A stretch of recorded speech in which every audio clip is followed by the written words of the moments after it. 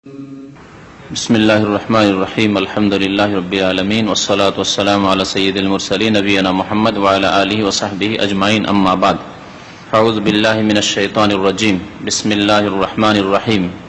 মহান আল্লাহর সমস্ত প্রশংসা, দরুদ ও সালাম নাযিল হোক প্রিয় নবী মুহাম্মদ সাল্লাল্লাহু আলাইহি সাল্লামের উপর। আল্লাহুম্মা সাল্লি আলাইহি আল্লাহুম্মা বারিক আলাইহি। আজকে আপনাদের সামনে তাফসীর করব সূরা কাফিরুন। এই সূরার নাম হচ্ছে সূরাতুল কাফিরুন। এই সূরা মক্কায় নাযিল হয়েছে, একমত, এই ক্ষেত্রে কোনো দ্বিমত নেই। কারণ বিষয়বস্তু হচ্ছে কাফেরদের সাথে, কাফেরদের কুফরি এবং শিরক, প্রতিমা, পুতুল পূজা থেকে সম্পর্ক ছেদের ঘোষণা, খোলাখুলি ঘোষণা। তো এই ঘোষণা নবী করিম সাল্লাল্লাহু আলাইহি ওয়াসাল্লাম দিয়েছিলেন মক্কায়। তো সেই জন্য এই সূরা হচ্ছে মক্কি সূরা, মক্কার জীবনে নাযিল হয়েছে। এই সূরার আরেকটি নাম রয়েছে ইখলাসের সূরা। যেমন কুল হু আল্লাহু আহাদকে ইখলাস সূরা বলা হয়, তেমনি সূরা কাফিরুন ইখলাসের সূরা। ইখলাস মানে হচ্ছে নিষ্ঠার সাথে আল্লাহর ইবাদতবন্দি করা, আল্লাহর একত্ব প্রতিষ্ঠা করা, আল্লাহর একত্বের ঘোষণা। তো যেমন সূরা ইখলাসে অর্থাৎ কুল হু আল্লাহু আহাদে আল্লাহর একত্বের ঘোষণা করেছেন। কুল, হে নবী বলে দেন, হু আল্লাহু আহাদ, তিনি আল্লাহ এক ও একক ঘোষণা করলেন না, করলেন না? আল্লাহর একত্বের ঘোষণা করলেন। ঠিক তেমনি এই সূরাতেও ঘোষণা করা হয়েছে যে হে কাফেররা শুনে নাও, তোমরা যেসব দেবী দেবতার পূজা করো, প্রতিমা পুতুলের পূজা করো, আল্লাহ ছাড়া অন্যের পূজা করো, গাছের পূজা করো, সেসবের আমি ইবাদত বন্দেগী পূজা করতে পারি না। তোমরা যেমন বাতিল ছেড়ে হকে আসতে চাও না, তাহলে আমি হক সত্য ছেড়ে বাতিলে কি করে যেতে পারি? কোনো সমঝোতা নেই, কোনো কম্প্রোমাইজ নেই। বৃহৎ স্বার্থের জন্য শিরকের সাথেও সমঝোতা করা যাবে, এরকম কথা যে অনেকে বলে বিদতপন্থীরা, এই কথা ইসলামে নেই। স্পষ্ট ঘোষণা রয়েছে যে সবচেয়ে বৃহৎ স্বার্থ হচ্ছে আল্লাহর তাওহীদ, আল্লাহর একত্ব প্রতিষ্ঠা। এটি হচ্ছে বৃহৎ স্বার্থ, আর অন্য কোনো বৃহৎ স্বার্থ নেই যে ইসলামী রাষ্ট্র কায়েম করব। সুতরাং এই ক্ষেত্রে মাজারগুলি সম্পর্কে কোনো মন্তব্য করলে সমস্যা রয়েছে, কারণ ওদেরকেও রাজি রাখতে হবে, খুশি রাখতে হবে। আর মাজার পূজাকে শিরক বললেও সমস্যা আছে, কারণ সংখ্যাগরিষ্ঠ তারাই ভারতে, পাকিস্তানে, বাংলাদেশে ইত্যাদি। না, এটা বৃহৎ স্বার্থ না। বৃহৎ স্বার্থ পার্লামেন্টে যারা, বৃহৎ স্বার্থ হচ্ছে আল্লাহর একত্ব কায়েম করা। আল্লাহর একত্রই কায়েম মানে হাজার হাজার মাজারে সেজদা হচ্ছে, আল্লাহ ছাড়া অন্যের কাছে ফরিয়াদ করা হচ্ছে, আল্লাহ ছাড়া অন্যকে মনে করা হচ্ছে উদ্ধারকারী তারা। তাহলে কোথায় আপনার ইসলাম প্রতিষ্ঠা হয়েছে? এর নামে কিয়ামতের দিন কখনো না, অপব্যাখ্যা।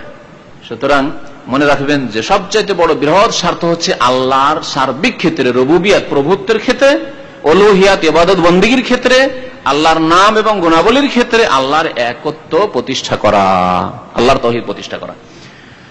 তো এই সূরায় ঘোষণা রয়েছে, কাফেরদেরকে শুনিয়ে দেওয়া হয়েছে যে দেখো, তোমাদের কুফরির সাথে আমাদের কোনো সম্পর্ক নেই, তোমাদের শিরকের সাথে আমাদের কোনো সম্পর্ক নেই, কোনো সমঝোতা নেই তার সাথে। এই জন্য এই সূরাকে ইখলাসও বলা হয়েছে। এই সূরার বড় ফজিলত রয়েছে, যেমন সূরা ইখলাসের ফজিলত রয়েছে। এই সূরার ফজিলত এরকমই রয়েছে যেমন সূরা ইখলাসের ফজিলত রয়েছে। সূরা ইখলাসের ফজিলতের একটি ফজিলত হচ্ছে, সূরা ইখলাসকে নবী সাল্লাল্লাহু আলাইহি ওয়াসাল্লাম বলেছেন ইন্নাহা তা'দিলু সুলুসাল কোরআন। সূরা ইখলাস হচ্ছে কোরআনের 3 ভাগের 1 ভাগের সমান, 1/3 অংশের সমান। সুলুসুল কোরআন, কোরআনের 1/3 অংশের সমান বলেছেন নবী করিম সাল্লাল্লাহু আলাইহি ওয়াসাল্লাম। সূরা কাফিরুন সম্পর্কে আর সূরা নাসর সম্পর্কে, এই সূরাগুলি সম্পর্কে নবী সাল্লাল্লাহু আলাইহি ওয়াসাল্লাম বলেছেন ইন্নাহা তা'দিলু রুবুল কোরআন। শুনে রাখুন, এই সূরা হচ্ছে কোরআনের 1/4 অংশের সমান, এই বলে ঘোষণা করেছেন নবী করিম সাল্লাল্লাহু আলাইহি ওয়াসাল্লাম। না, কাফিরুন এবং তার পাশে আসছে যেটি সূরা নাসর, ইজা জা নাসরুল্লাহি ওয়াল ফাত। এরকম ইজা যুলজিলাতিল আরজু জিলজালা, এই সূরা সম্পর্কেও নবী সাল্লাল্লাহু আলাইহি ওয়াসাল্লাম বলেছেন যে ইন্নাহা তা'দিলু রুবুল কোরআন। এই সূরা ইজা যুলজিলা, এটি হচ্ছে কোরআনের 1/4 অংশের সমান। সমান বলেছেন নবী করিম সাল্লাল্লাহু আলাইহি ওয়াসাল্লাম। কোন দিক দিয়ে বলেছেন এই নিয়ে তাফসীরকারদের ইখতিলাফ রয়েছে, নেকির দিক দিয়ে না অর্থের দিক দিয়ে, বিষয়বস্তুর দিক দিয়ে আল্লাহই ভালো জানেন। তবে আল্লাহর কাছে আমরা সবগুলি আশা রাখি, নেকির আশা রাখি, আর বাকি অর্থের দিক দিয়েও রয়েছে। তো সূরা কাফিরুন নবী করিম সাল্লাল্লাহু আলাইহি ওয়াসাল্লাম গুরুত্ব দিয়ে তেলাওয়াত করতেন বিভিন্ন নামাজে। তার মধ্যে 2-1টি নামাজের কথা বলেন দেখি। এমন কোন নামাজ আছে যেই নামাজে সূরা কাফিরুন পড়া সুন্নাত? ফজরের সুন্নাত একটি, বেতরের নামাজ, তাওয়াফের পরের যে নামাজ রয়েছে তাতে, তাহাজ্জুদের নামাজে নেই। হ্যাঁ, মাগরিবের পরে যে 2 রাকাত সুন্নাত আছে তাতে নবী করিম সাল্লাল্লাহু আলাইহি ওয়াসাল্লাম পড়তেন। জি, তাহলে বিভিন্ন নামাজগুলিতে সূরা কাফিরুন প্রথম রাকাতে আর সূরা ইখলাস কুল হু আল্লাহু আহাদ দ্বিতীয় রাকাতে পড়তেন। এর দ্বারা বোঝা যায় যে এই 2টি সূরার গুরুত্ব কত।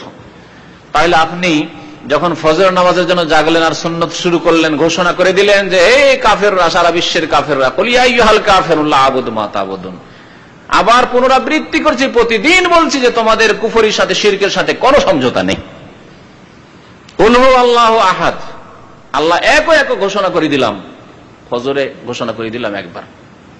মাগরিবের নামাজ পড়ে রাত হচ্ছে, এমন মনে করি না যে রাত গেছে না দিন গেছে, রাতে এসে হয়তো মত পরিবর্তন হয়ে গেছে, না, আবার বলছি মাগরিবের নামাজের পরে বলছেন যে কুল ইয়া আইয়ুহাল কাফিরুন লা আ'বুদু মা তা'বুদুন, তোমাদের সাথে কোনো কম্প্রোমাইজ নেই। আবার বলছি, সন্ধ্যাবেলাও বলছি বললেন।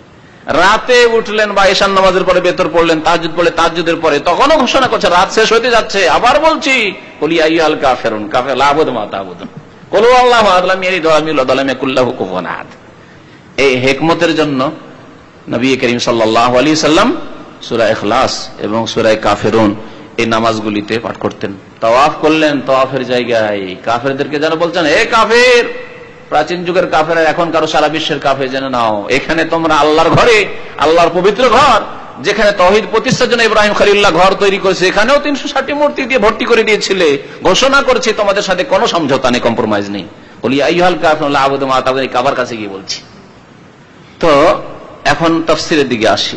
এই বিষয়ে বেশ কিছু হাদিস রয়েছে, যেমন মুসলিম শরীফে রয়েছে জাবির ইবনে আব্দুল্লাহ রাদিয়াল্লাহু তাআলা আনহু থেকে, আন্না রাসূলুল্লাহ সাল্লাল্লাহু আলাইহি ওয়াসাল্লাম কারাআ বিহাযিহিস সূরা, এই সূরা পাঠ করলেন এবং কুল হু আল্লাহু আহাদ পাঠ করলেন ফি রাকাতাই তাওয়াফে, তাওয়াফের 2 রাকাত নামাজে, তাওয়াফ করার পরে 2 রাকাত যে নামাজ রয়েছে তাওয়াফের সুন্নাত। ওয়া ফি সাহিহ মুসলিম, মুসলিম শরীফ আরেকটি হাদিস আছে আবু হুরায়রা রাদিয়াল্লাহু তাআলা আনহু থেকে, যে আন্না রাসূলুল্লাহ সাল্লাল্লাহু আলাইহি ওয়াসাল্লাম কারাআ বিহিমা ফি রাকাতাইল ফজরি, এই 2টি সূরা পড়েছেন ফজরের 2 রাকাত নামাজে।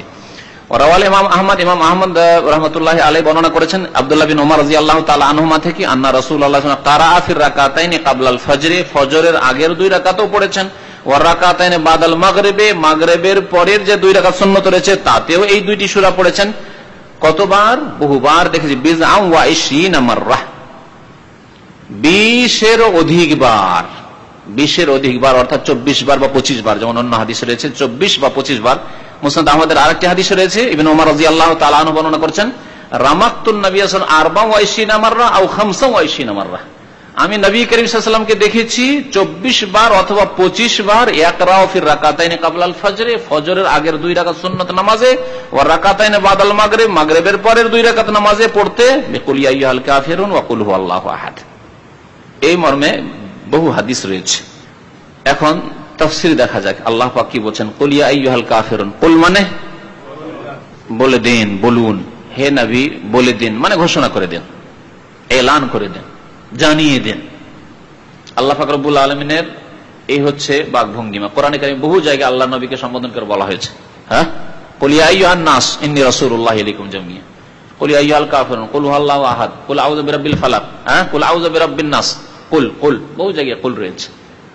কুল ইন কুনতুম ফি রাইবিম মা নাযালনা আলা আবদিনা, আমার এই কোরআনে যদি সন্দেহ থাকে নবী জানিয়ে দেন ওদেরকে, ফাতু বিসূরাতিন মিসলিহি, কুল, বহু জায়গায় আল্লাহ পাক রব্বুল কুল বলে ঘোষণা করতে বলেছেন নবী করিম সাল্লাল্লাহু আলাইহি ওয়াসাল্লামকে। ইয়া আইয়ুহাল কাফিরুন মানে হে কাফেরেরা, কাফেরের জামা হচ্ছে কাফেরুন, কাফেরিন, কাফেরুন, কাফেরিন। তো হে কাফেররা, লা আবুদু, আমি ইবাদত করি না এবং করব না। আবুদু মুজারে, মুজারের সেগাতে বর্তমানও থাকে, বর্তমান কালও রয়েছে আর ভবিষ্যৎ কালও রয়েছে। লা আবুদু মা তা'বুদুন, আমি ইবাদত করি না, মা তা'বুদুন, যার তোমরা ইবাদত করো। মা মানে বস্তু হয়, হ্যাঁ, কিন্তু তারা যে পূজা করে প্রতিমা, তা তো বস্তু, কিন্তু প্রতিমার পিছনে যেহেতু ব্যক্তি আছে, সেসব লোক হয়তো ছিল আর সেসব লোকের মূর্তি তৈরি করে পূজা করছে, অথবা কেউ কবরের পূজা করছে, কবরের সেজদা করছে, তাহলে সেখানে এক ব্যক্তি আছে, ব্যক্তিকে উদ্দেশ্য করছে, মাটিকে উদ্দেশ্য করে না। সেই জন্য তাফসীর কারগণ বলছেন মা মানে এখানে মান। আর অনেক ক্ষেত্রে আরবি ভাষায় মা মানে বস্তু হয় কি, আর মান মানে কে, হ্যাঁ। তো মা যদিও তার অর্থ, আসল শাব্দিক অর্থ হচ্ছে কি, কিন্তু অনেক সময় কোরআনে কারিমে বা আরবি ভাষায় কে এর অর্থে ব্যবহার হয়ে থাকে। তাহলে এখানে অনুবাদ করব কি করে আমরা? লা আবুদু, আমি ইবাদত করি না, মা তা'বুদুন, যার তোমরা ইবাদত করো, মানে মান তা'বুদুন, যার তোমরা ইবাদত করো, যার তোমরা পূজা করো। ওয়ালা আনতুম আবেদুনা মা আবুদ, এবং তোমরাও ইবাদত করো না, মা আবুদু বা করবে না, মা আবুদু, যার আমি ইবাদত করি, যে আল্লাহর আমি ইবাদত করি, তার তোমরা ইবাদত করবে না। বা করো না। ওয়ালা আনা আবেদুম মা আবাদতুম, এবং আমি ইবাদত করতে পারি না। আবেদুন ইসিম ফাইল, এখানে সেখানে ছিল ক্রিয়া, ফেল ছিল, এখানে ইসিম ফাইল। আবেদুন আমি ইবাদত করতে পারি না, মা আবাদতুম যার তোমরা ইবাদত করে থাকো, পূজা করে থাকো। ওয়ালা আনতুম আবেদুন আর তোমরাও ইবাদত করবে না, মা আবুদু যার, যে সত্তার আমরা বা আমি ইবাদত করি। লাকুম দীনুকুম তোমাদের জন্য তোমাদের ধর্ম, অর্থাৎ কুফরি শিরক তোমাদের জন্য, তোমরা তা করতে থাকবে, তোমরা তা ছাড়তে রাজি নও।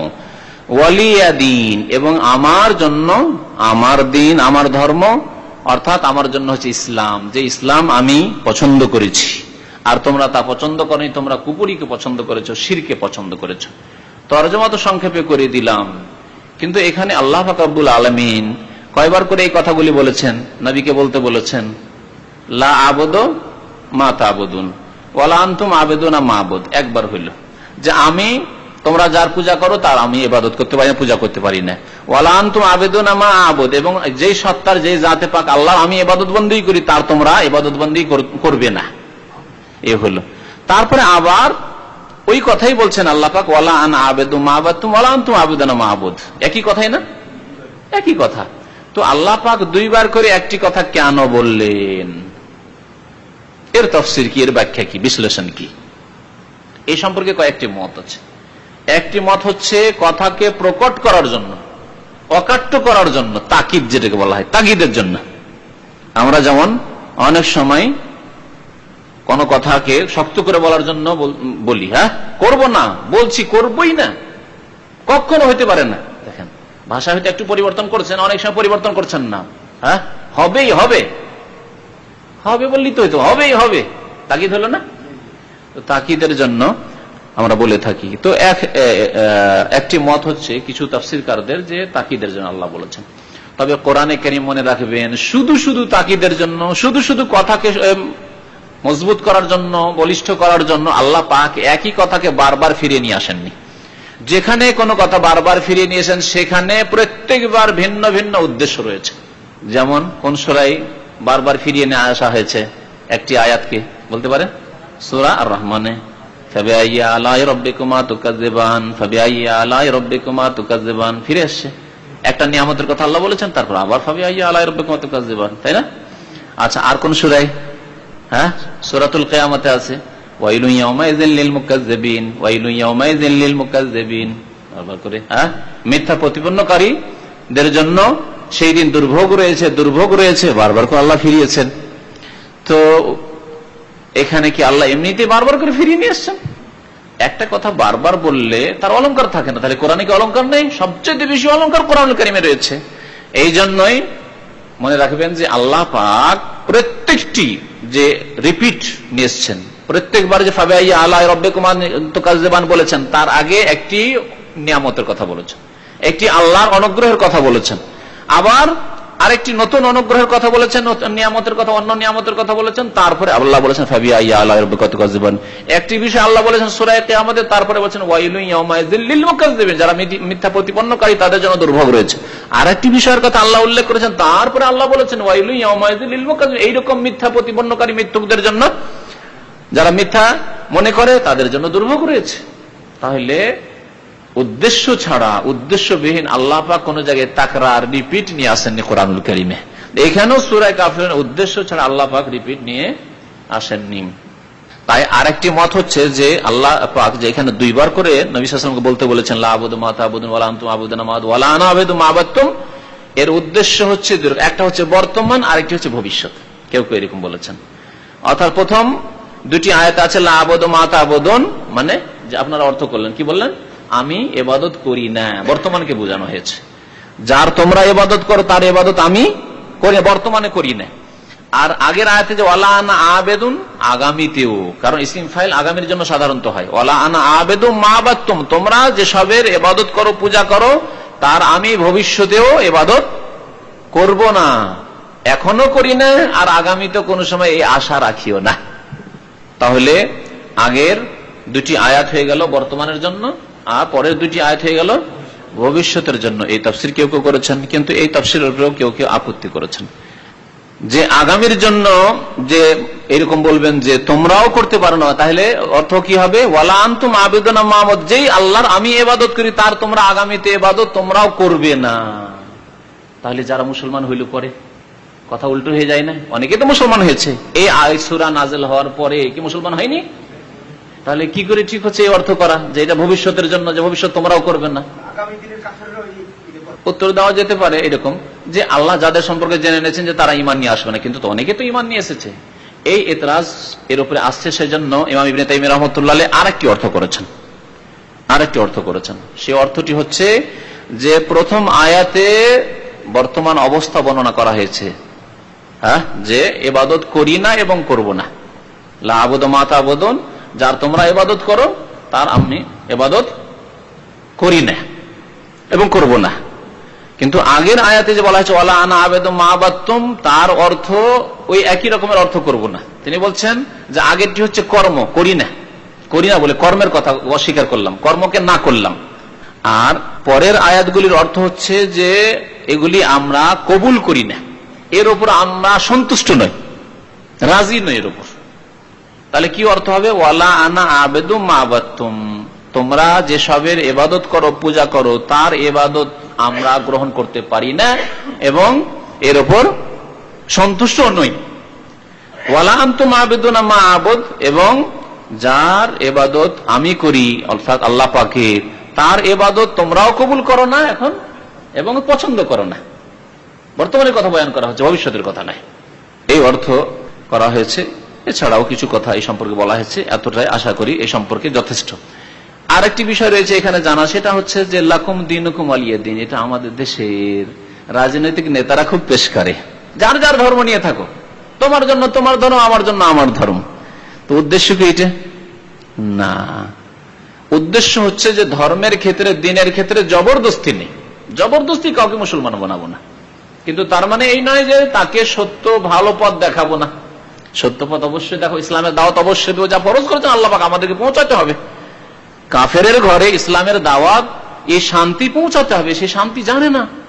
যেমন একজন অসুস্থ ব্যক্তি, সে ক্যাপসুল খেতে চায় না। অসুস্থ বাচ্চা, সে খারাপ তিতা ওষুধ, তাকে স্বাদ লাগে না, কষ্ট লাগে, খেতে চায় না, কিন্তু জবরদস্তি করে তার মুখটা ফেড়ে কি করছি? ওষুধটা দিচ্ছি, তোকে ভালো করবো সেই জন্য দিচ্ছি। একটা ছেলেকে যদি বলেন যে তোমার পেটে পাথর হয়ে গেছে, অপারেশন করতে হবে, ছোট বাচ্চাকে, 10 বছর 12 বছর বাচ্চাকে বলেন, কখনো রাজি হবে না, পালিয়ে যাবে। যদি শুনতে পাই আজকে আমার অপারেশন, তো পালিয়ে যাবে, ঠিক না? কিন্তু তাকে ধরে আমরা জবরদস্তি করে নিয়ে গিয়ে কি করব? অপারেশন করব। কি জন্য? তার ক্ষতি করার জন্য না, তার কল্যাণ কামনার জন্য, তার হিতাকাঙ্ক্ষী হয়ে তাকে সুস্থ করার জন্য, যে সুস্থ হও তুমি, ভালো থাকো তুমি। ঠিক তেমনি হচ্ছে আল্লাহ রাস্তায় জিহাদ। আল্লাহ রাস্তায় জিহাদ করা মানে কষ্ট দেওয়া না। আল্লাহ রাস্তায় জিহাদটা ঠিক থাকলে তাহলে এই যে রোগাক্রান্ত হয়ে গেছে, কুফর এবং শিরকের রোগে নিমজ্জিত হয়ে গেছে, এদেরকে ওই সব রোগ থেকে উদ্ধার করতে সহজ হবে। কিন্তু তরবারির দ্বারা নয়, এটা একটা ভয় থাকবে। আর তার সাথে সাথে ইসলামের উত্তম আদর্শ পেশ করতে হবে, জবরদস্তি নয়। এ কথা বলবো না যে ইসলাম কবুল করো, না হলে এই তরবারি। এইভাবে ইসলাম কখনো প্রচার হয়নি। ইসলামের সূত্ররা যে বলে যে ইসলাম তরবারি দ্বারা প্রচার হয়েছে, কথা মিথ্যা। কিন্তু তরবারিটা রাখা হয়েছে অপারেশন শুরু। তরবারি কিসের জন্য রাখা হয়েছে? অপারেশন করার জন্য। বা ক্যাপসুল, কষ্ট লাগে, খেতে চায় না, ব্যবহার করতে চায় না, কিন্তু দিতে হবে, প্রয়োজনে দিতে হবে। ক্যান্সারের মতো রোগ হয়ে গেছে, তখন অস্ত্রোপচার করতেই হবে, না হলে প্রয়োজন নেই। আমরা ইসলামের দাওয়াত দিতেই থাকবো, তুমি নেবে নাও, আর যদি নাই নাও তাহলে তুমি অনগত হয়ে থাকো। দেশ মুসলিম দেশে থাকবে, তুমি অনগত হয়ে থাকো। বিদ্রোহ ঘোষণা করবে না ইসলামিক সরকার, মুসলিম সরকারের বিরুদ্ধে। মুসলিমদের ক্ষয়ক্ষতি করবে না, মুসলিমদের কোন রকমের শত্রুতা পোষণ করবে না। এবং তুমি এই যে অনগত, তুমি এটা প্রকাশ করবে তোমার জিজিয়া কর দেওয়ার মাধ্যমে। জিজিয়া দেওয়ার মাধ্যমে আনুগত্য প্রকাশ করবে। একজন মুসলিম যাকাত দিচ্ছে শতকরা 2.5 টাকা, আর তোমার এই জিজিয়া যে লাগে তার চাইতে অনেক কম লাগে, তা দেবে না, তুমি ফ্রি ফ্রি মুসলিম দেশে বাস করবে। এই জন্য জিজিয়া। জবরদস্তি করে কাউকে ইসলাম কবুল করানো যাবে না। সে আপনার কাছে কোন কর্মচারী কাজ করতে আসুক, আর আপনি ইসলামী রাষ্ট্রের শাসক হয়ে যান। আল্লাহ বলছেন লা ইকরাহা ফিদ্দিন, দিনের ক্ষেত্রে, ধর্মের ক্ষেত্রে কোনো জবরদস্তি নেই। কিন্তু এর মানে এই নয় যে ইসলামের দাওয়াতি দেব না, সেই জন্য তুমি তোমার কাজ করতে থাকো, বাবা আমি আমার কাজ করতে থাকি। আর বলেন যে না না তোমার অসুবিধা কি, কেউ মুসলমান হইতে আসে, বলছে তোমার কি অসুবিধা হয়েছে, থাকো, তুমি যে ধর্ম আছো সে ধর্মে থাকো। এইরকম বিচার সালিস করেছে এক শ্রেণীর চেয়ারম্যানরা, জাহেল মূর্খরা। কোন এক লোক মুসলমান হয়ে গেছিল বাংলাদেশে, তখন বলছে কিসের লোভে তুই মুসলমান হলি, কিসের লোভে তুই মুসলমান হলি। এরা হলো জাহেল মূর্খ সমাজের নেতা, কিছু বুঝে না। এই অর্থ নয় লাকুম দীনুকুম ওয়ালিয়া দিন। লাকুম দীনুকুম ওয়ালিয়া দিন মানে তোমরা তোমাদের ধর্ম যখন ছাড়বে না তোমরা সেটা নিয়ে থাকো, কিন্তু অনগত হয়ে থাকো, রাষ্ট্রদ্রোহিতা করবে না, মুসলিমদের ক্ষতি করবে না, মুসলিমদেরকে চোখরাঙা দেখাবে না। ওয়ালিয়া দিন আমাদের ধর্ম, আল্লাহ প্রদত্ত দিন, আমরা নিয়ে সেটা শান্তিতে বসবাস করবো। তোমাদের জন্য শান্তি চাই, যদি চাও তো ভালো কথা, না চাইলে জবরদস্তি কিছু নেই। কোন কোন আলেমরা এই সূরা সম্পর্কে বলেছেন যে এই সূরাগুলি জিহাদের বিধান নাজেল হওয়ার আগে এসেছে। এই ব্যাখ্যা ঠিক নয়, যদিও এরকম ব্যাখ্যা কেউ করেছেন। তারা বাহ্যিক মনে করেছেন যে জিহাদের আয়াত আর এই লাকুম দীনুকুম ওয়ালিয়া দিন, এই দুই আয়াতে বাহ্যিক দ্বন্দ্ব হচ্ছে। সুতরাং দ্বন্দ্ব সারাতে গিয়ে তারা বলছেন না, এগুলো আয়াত আগের, এগুলোর হুকুম বিধান রহিত হয়ে গেছে, আর যতক্ষণ পর্যন্ত পৃথিবীতে শিরক আছে ততক্ষণ পর্যন্ত জিহাদ করতে থাকো। সুতরাং শিরক যেখানে আছে জিহাদ করতে থাকো না, কথা বল। বরং সঠিক কথা হচ্ছে যে জিহাদের আয়াত আপন জায়গায় ঠিক রয়েছে, তার বিধানও আপন জায়গায় ঠিক রয়েছে, আল্লাকুম দীনুকুম ওয়ালিয়া দিন আপন জায়গায় আপন অর্থে ঠিক রয়েছে, রহিত হয়নি। আর তার ব্যাখ্যা যেমন বললাম যে তাদেরকে তাদের ধর্মের ওপর থাকতে দেওয়া হবে এবং তারা নিরাপত্তা সেখানে ভোগ করবে, মুসলিম দেশে শান্তির সাথে বসবাস করবে, যদিও তারা একজন থাকে শতকরা, কোন পার্সেন্টেজ নেই, হাজারে একটা আছে, তবু তারা তাদের মান ইজ্জত নিয়ে, তাদের মহিলারা, তাদের বাচ্চারা, তাদের বড়রা, তাদের বৃদ্ধরা সবাই মান সম্মানের সাথে বসবাস করবে, কিন্তু ইসলামিক সরকারের অনুগত হয়ে আনুগত্য প্রকাশ করি এবং ইসলামের বিরুদ্ধে কোন রকমের ষড়যন্ত্রে লিপ্ত হবে না, শান্তিতে বসবাস করতে চাইবে। এইভাবে জবরদস্তি ইসলামের জন্য করা জায়েজ নাই, যেমন আল্লাহ বলেছেন লা ইকরাহা ফিদ্দিন। ওই রকমই অর্থ হচ্ছে এটি লাকুম দীনুকুম ওয়ালিয়া দিন, তোমরা তোমাদের দিনের উপর বাতিলের উপরে থাকবে, থাকো, করার কিছু নাই, কিন্তু তোমাদেরকে সত্যের দাওয়াত দিয়ে দিলাম, ইসলামের শান্তির আহ্বান তোমাদেরকে করে দিলাম, ইসলামের ভালো আদর্শ তোমাদের সামনে তুলে ধরলাম, বক্তব্যের মাধ্যমে, লিখনির মাধ্যমে, লিফলেটের মাধ্যমে, আপনার বইয়ের মাধ্যমে, বিভিন্ন রকম প্রচার মাধ্যম দিয়ে ইত্যাদি ইত্যাদি। হ্যাঁ, শাহে নজরুল বাকি কেউ কেউ শাহে নজরুল বর্ণনা করেছেন, যদিও শাহে নজরুলটা এত গুরুত্বপূর্ণ বিষয় নাই। সেটি হচ্ছে যে মক্কায় নবী করিম সাল্লাল্লাহু আলাইহি ওয়াসাল্লামের সাথে একবার সমঝোতা পেশ করেছিল কাফেররা, বলেছিল যে এক কাজ করা যাক, না হয় মুহাম্মদ আপনার এলাহ মাবুদ যে রয়েছে আল্লাহ, তার আমরা 1 বছর ইবাদত বন্দী করব, আর 1 বছর আমাদের দেবী দেবতার আপনি ইবাদত বন্দী করবেন, পূজা করবেন, তাহলে একটা কম্প্রোমাইজ হয়ে যাবে, সমঝোতা হয়ে যাবে, আর আমরা বসবাস করব এইভাবে। তার উত্তরে আল্লাহ পাক রব্বুল আলামিন এই সূরা নাযিল করলেন এবং তাতে বারাআত, সম্পর্ক ছেদের ঘোষণা করে দেওয়া হলো যে আইয়ুহাল কাফিরুন, কাফেররা শুনে রাখো, লা আবুদু মা তা'বুদুন, তোমরা যেসব বাতিলের পূজা করো, প্রতিমা পুতুলের পূজা করো, আল্লাহ ছাড়া অন্যের পূজা করো, সেগুলির ইবাদত আমি করি না এবং আমি আগামীতেও এই আশা রাখিও না যে কখনো তোমাদের সাথে কোনো সময় সমঝোতে আসতে পারি, কম্প্রোমাইজ করতে পারি, তা হইতে পারে না। এই শানে নজুল অর্থাৎ সূরা নাজিল হওয়ার, অবতীর্ণ হওয়ার কারণ হিসাবে এই বর্ণনাটি উল্লেখ করা হয়েছে। জি, বাকি কোনো ভাই যদি প্রশ্ন থাকে। হ্যাঁ হ্যাঁ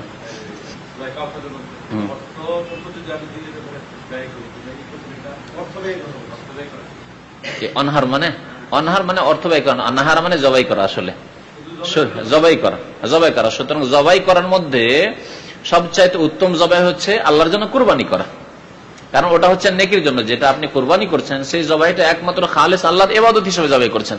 আর বাড়িতে মেহমান এসছে খাওয়ার জন্য, গোশত খাওয়ার জন্য, বা ইচ্ছা হয়েছে, পয়সাওয়ালা মানুষ ডেলি একটা করে খাসি জবাই করছেন আর খাচ্ছেন, সেটা যদি বিসমিল্লাহ আল্লাহ বলে জবাই করলেন এই জন্য আপনি নেকি পেলেন, কিন্তু যেহেতু উদ্দেশ্য হচ্ছে শুধু গোশত খাওয়া, সেই জন্য সেটা ওই রকমের ইবাদত বন্দেগী নয়, ওই রকম নেকির কাজ নয় যেটা আপনি ঈদুল আজহার কুরবানিতে জবাই করলেন, যে এই গোশত আমিও খাবো, আল্লাহ খেতে বলেছেন, সেই জন্য আমার বন্ধু বান্ধব আত্মীয় স্বজন বংশধরকে খাওয়াবো, আল্লাহ খাওয়াইতে বলেছেন, গরিব মিসকিনকে খাবো যারা সারা বছর হয়তো গোশত খেতে পায় না, তো এটি হচ্ছে ইবাদত। জি হ্যাঁ, বুঝেছি। সেই জন্য ওয়ানহার মানে কোন নেকির কাজে আপনি কল্যাণমূলক কাজে লাগাবেন টাকা পয়সা, সেটা অর্থ নয় এখানে।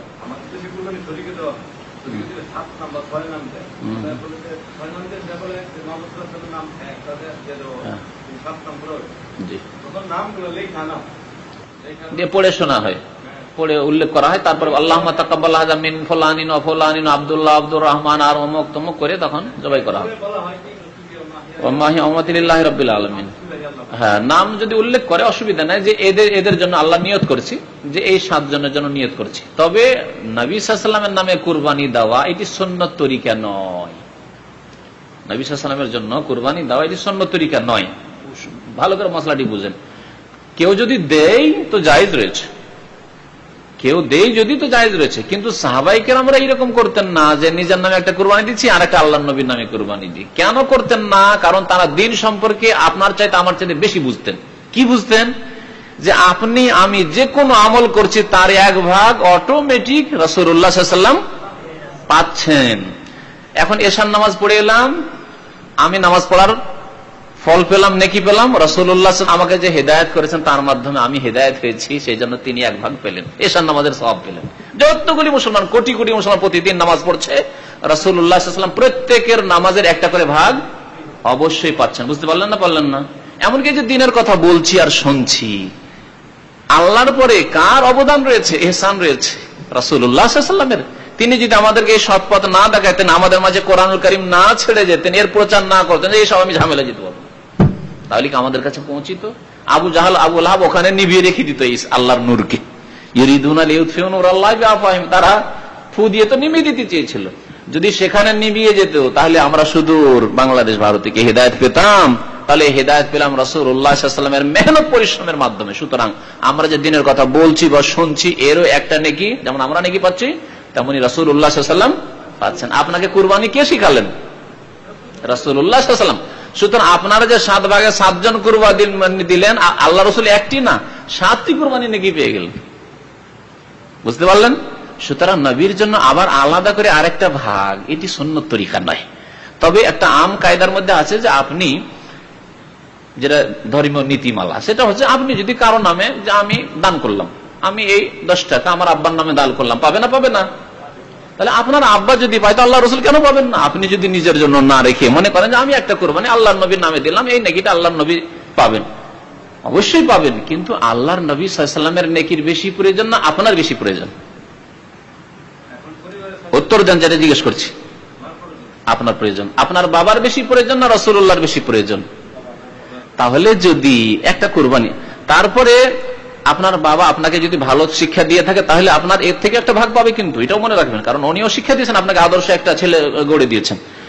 কিন্তু আর কেউ, আপনার চাচা, আপনার দাদা, যে হয়তো আপনাকে সঠিক তালিম দেয়নি, কিন্তু আপনার আত্মীয়, আপনার নানা, আপনার নানি, আপনার দাদি, তারা হয়তো এমন কোন শিক্ষা দেয়নি যে আপনার ইবাদতের কুরবানির ভাগ পাবে, কিন্তু তাদের নামে যদি একটা কুরবানি দেন তাহলে তাদের নেকির বেশি প্রয়োজন।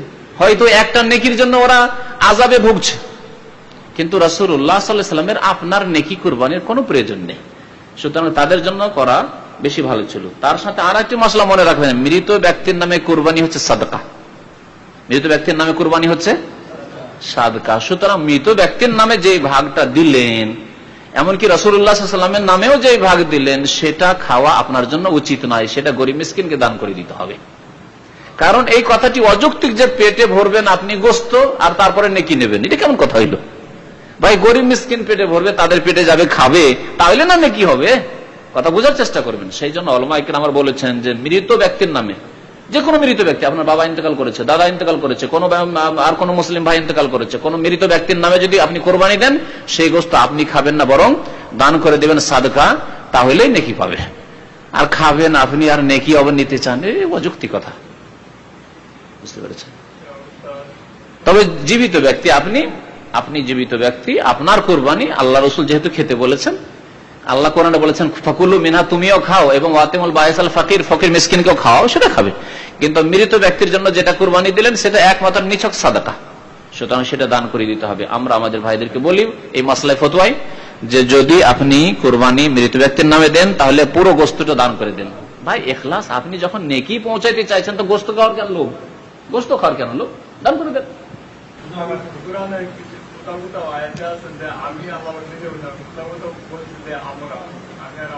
কি বলে?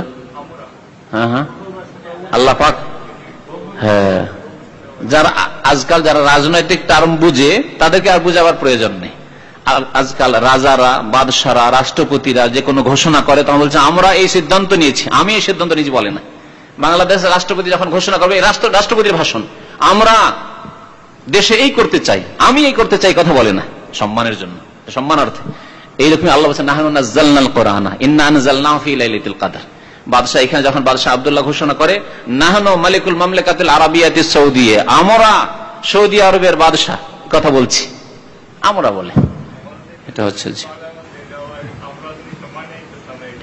আমরা শাব্দিক অর্থ আমরা, কিন্তু আমি যখন তাফসীর করব তখন আমি আল্লাহ বলবো, এটা হচ্ছে ভাব অর্থ, কিন্তু শাব্দিক অর্থ নাহনু মানে আমরা, ইন্না আনজালনাহু মানে আমরা শাব্দিক অর্থ, কিন্তু আমি বলবো কারণ ভাব অর্থ আল্লাহ যেহেতু এক, তো এক, কিন্তু সম্মানের জন্য তার জন্য বহু বচন ব্যবহার করা হয়েছে। জি, সম্মানের জন্য বহু বচন ব্যবহার করা হয়েছে।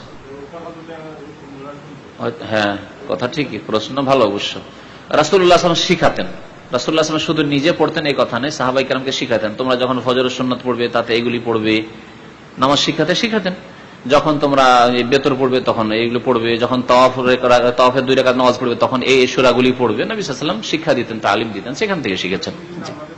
হ্যাঁ, অবশ্যই অবশ্যই সবসময় শিখাতেন তিনি, হয় বাইরে দাওয়াত দিতেন আর না হলে মসজিদে বসে শিখাতেন, আর বাকি কিছু সাংসারিক কাজ, সংসারের যে হক আছে, স্ত্রীদের হক আছে, সেটা করতেন। তাছাড়া আর কোনো না ব্যবসা বাণিজ্য, নবী হওয়ার পরে তার কোনো ব্যবসা বাণিজ্য, নবী হওয়ার আগে যতগুলি ব্যবসা করেছেন নবী হওয়ার আগে, সামদেশে গেছেন, সিরিয়ায় গেছেন, সেগুলি হচ্ছে নবী হওয়ার আগে। নবী হওয়ার পরে তিনি ব্যবসা বাণিজ্য করেননি, একমাত্র কাজ ছিল আল্লাহর দিনের দিকে মানুষকে আহ্বান করা এবং পারিবারিক কাজ করা। নবী সাল্লাল্লাহু আলাইহি ওয়াসাল্লাম পারিবারিক কাজও করতেন, জি, পরিবারের খেদমত করতেন। একাধিকবার না, একবারে একাধিকবার না। ওটা আর একটা হাদিস হয়তো আপনার হয়ে গেছে, গরমিল হয়ে গেছে দুটোতে। এক সাহাবী সফরে ছিল, যে কোনো নামাজ পড়তো একটা সূরার পড়ার পরে কুল আল্লাহু আহাদ পড়তো, তখন তার সাহাবীদের একটু সাথী যে সঙ্গীরা ছিল, তার অন্যান্য সাহাবায়ে কেরাম, তাদের একটা অভিযোগ হলো যে কোন কথা, আল্লাহ নবীকে তো কোনোদিন এরকম দেখিনি যে একটা সূরা পড়ার পরে সূরা ফাতিহা, তারপরে একটা সূরা, তারপরে কুল আল্লাহু আহাদ। তারা এসে আল্লাহ নবীকে বললেন যে এইরকম আমাদের যে আমির ছিল, যুদ্ধের নেতা বা এতে অভিযানের নেতা, তিনি এরকম করে নামাজ পড়েতেন। তখন নবী সাল্লাল্লাহু আলাইহি ওয়াসাল্লাম বলে যে ওই লোকটিকে ডাকো, ডেকে জিজ্ঞাসা করা হয় যে তুমি এরকম করে কেন নামাজ পড়লে, যে প্রত্যেক রাকাতে একবার করে কুল আল্লাহু আহাদ কুল আল্লাহু আহাদ কেন পড়লে? তখন বলছে ইয়া রাসূলুল্লাহ, আমাকে খুব ভালো লেগেছে সূরাটি, তা আমি সূরাটিকে ভালোবাসি, সেজন্য আমি পড়েছি, ভালোবাসি সেজন্য পড়েছি। নবী সাল্লাল্লাহু আলাইহি ওয়াসাল্লাম বললেন যে তুমি জেনে দেখো যে আল্লাহ তোমাকে ভালোবাসেন, যেহেতু আল্লাহর তাওহীদের সূরাকে, ইখলাসের সূরাকে তুমি ভালোবাসো, যেখানে আল্লাহর একত্বের কথা রয়েছে, সুতরাং আল্লাহ তোমাকে ভালোবাসেন। এই হাদিস থেকে নেওয়া হয়েছে যে কেউ যদি মাঝে মাঝে পড়তে চায়, সব সময় নয়, মাঝে মাঝে কেউ যদি এরকম পড়তে চায় পড়তে পারে, যে আপনি ইজাজুল জালা পড়ে নিন, আল কারিয়া পড়ে নিন, আর তার সাথে কুল আল্লাহ মিলিয়ে নিন, করতে পারে। সাহাবায়ে কেরামের আমল, এবং নবী সাল্লাল্লাহু আলাইহি ওয়াসাল্লাম তার অনুমোদন দিয়েছেন, তাকরীরি হাদিস, স্বীকৃতি দিয়েছেন। জি, সাল্লাল্লাহু আলাইহি ওয়া সাল্লাম মুহাম্মদ ওয়া আলা আলিহি ওয়া সাহবিহি আজমাইন।